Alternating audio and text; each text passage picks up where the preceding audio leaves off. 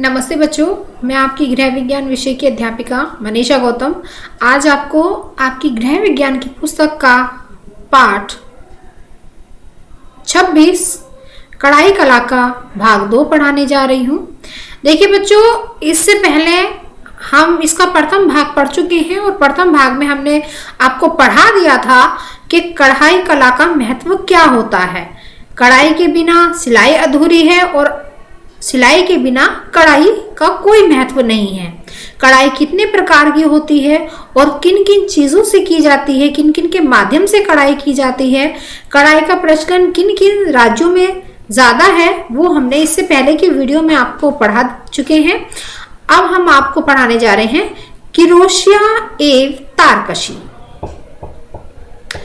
तो देखिए बच्चों, क्रोशिया के बारे में बताया जा रहा है कि क्रोशिया का काम किस तरह से किया जाता है और इससे बनी हुई चीजों का कितना महत्व है और मार्केट में इसकी वैल्यू क्या है, ये सब हम आपको पढ़ाने जा रहे हैं।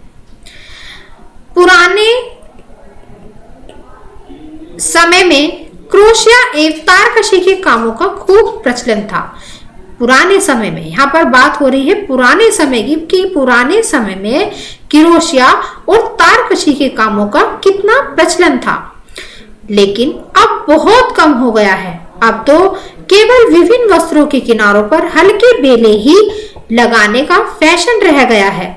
तो देखिए यहाँ पर तारकशी आपने देखा होगा कि साड़ी पर जो बड़े बड़े से बॉर्डर होते हैं, जरी का बॉर्डर जो होता है, उसके काम को यहाँ पर आपको बताया जा रहा है कि उसका चलन कितना था। इसीलिए हम आपको क्रोशिया की हल्की बेले ही बनाना सिखाएंगे तथा कुछ तारकशी का काम करना भी सिखाएंगे। क्रोशिया से चैन बनाने की विधि। क्रोशिया से कोई चैन बनाने के लिए सबसे पहले चैन ही बनानी पड़ेगी। चैन आधार का कार्य करती है। तो देखिए, जब भी क्रोशिया से कोई चीज बनाई जाती है तो सबसे पहले चैन बनानी पड़ती है, उसके बाद उस वस्त्र को या उस वस्तु को आगे बढ़ाना पड़ता है। सबसे पहले उल्टे हाथ से धागे का एक फंदा बनाइए।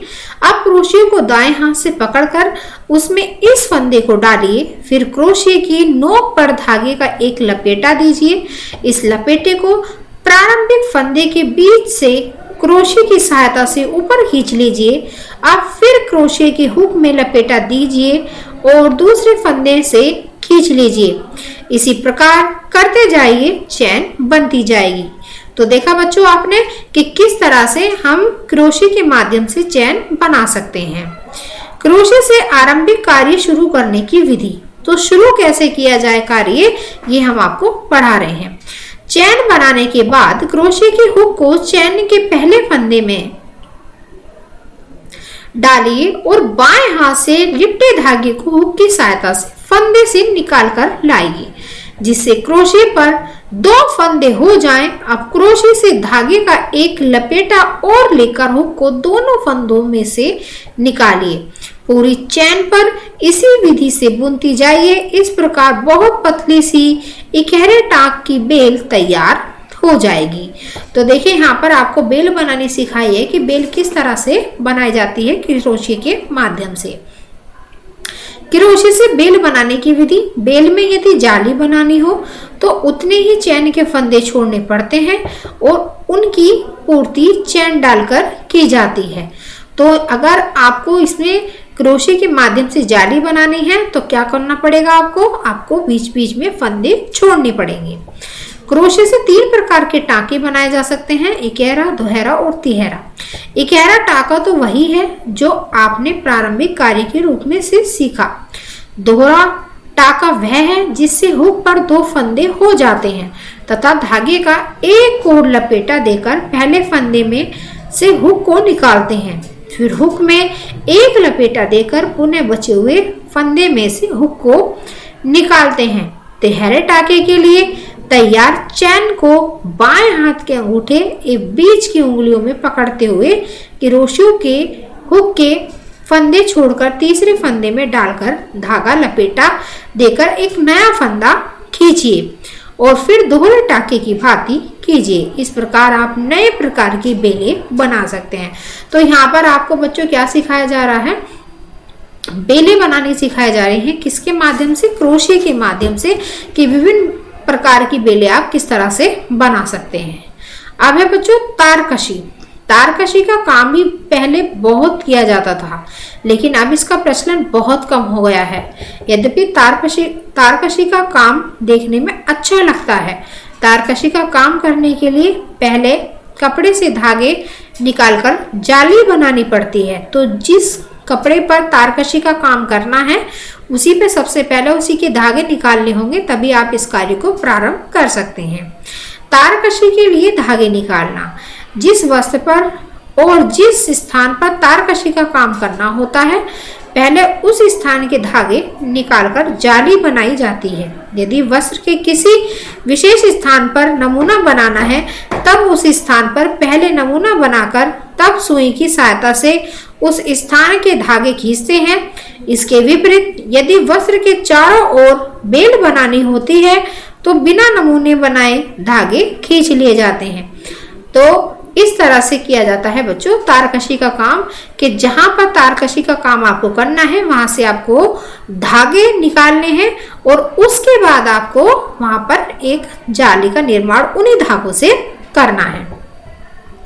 रुमाल के किनारों पर जाली बनाना। एक रुमाल के आकार का कोई चौकोर कपड़ा लीजिए। अब चारों ओर से बराबर दूरी पर 3-3 या 4-4 तार खींच लीजिए। अब जाली के ऊपरी हिस्से को कच्चे टाकों से सील दीजिए ताकि जाली बनाने में सुविधा हो। इसके बाद उल्टी ओर से रुमाल की जाली के 4-4 तार सुइयों से दबाती जाइए। 4 धागे लेकर तुरपन की तरह टाका लीजिए। चारों ओर इसी प्रकार कीजिए, बस सुंदर रुमाल तैयार हो जाएगा। तो यहाँ पर बच्चों आपको क्या सिखाया गया है, रुमाल के ऊपर आपने देखा होगा जो जालियां बनी होती है, जो डिजाइन वाले रुमाल होते हैं उनमें जाली तैयार किस प्रकार से की जाती है।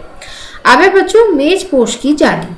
मेज पोश तथा तकिए के गिलाफ आदि पर भी रुमाल की भांति तार निकालकर जाली बनाई जाती है। फिर उसी प्रकार 4-4 धागों को तुरपन द्वारा दबाते जाते हैं। अंतर केवल इतना है कि यह जाली अधिक तार निकालने पर थोड़ी चौड़ी बनाई जाती है। तो मेजपोश के आकार के अकॉर्डिंग ही अनुसार ही क्या बनाई जाती है, उसकी जाली तैयार की जाती है। दूसरी प्रकार की जाली बनाना, इससे भी सबसे पहले धागा निकालकर जाली बनाई जाती है। अब जाली के एक किनारे पर 6-6 तार लेकर तुरपन कर दीजिए। अब जाली का दूसरी ओर का किनारा लीजिए। शुरू के 3 तारों को तुरपन से जोड़िए, फिर 3 तार इस जाली के और 3 अगली के मिलाकर तुरपन का टाका भर दीजिए। आगे भी इसी प्रकार 3 धागे इधर की ओर 3 धागे के मिलाकर तुरपन करती जाइए। यह जाली चित्र में दिखाई गई जाली की भांति बन जाएगी। तो आप यहाँ पर अपनी स्क्रीन पर देख रहे हैं कि जाली किस तरह से बन रही है। आप देखो जाली इस तरह से बन रही है।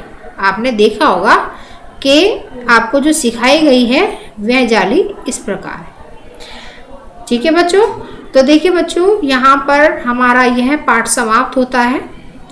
आपका यह पाठ प्रैक्टिकल से संबंधित है, आपको कक्षा में सिखाने से संबंधित है, लेकिन फिर भी हमने आपको वीडियो के माध्यम से थोड़ा आपको समझाने की कोशिश की है। लेकिन जब तक आपके विद्यालय नहीं खुलते हैं आपको इसी तरह से पढ़ाया जाएगा। जैसे ही आपके विद्यालय खुलते हैं तभी आपको इसके प्रैक्टिकल आपको कक्षा में कराए जाएंगे। ठीक है बच्चों, समझा दिए जाएंगे। इसी के साथ हमारा यह वीडियो यहीं समाप्त होता है। धन्यवाद।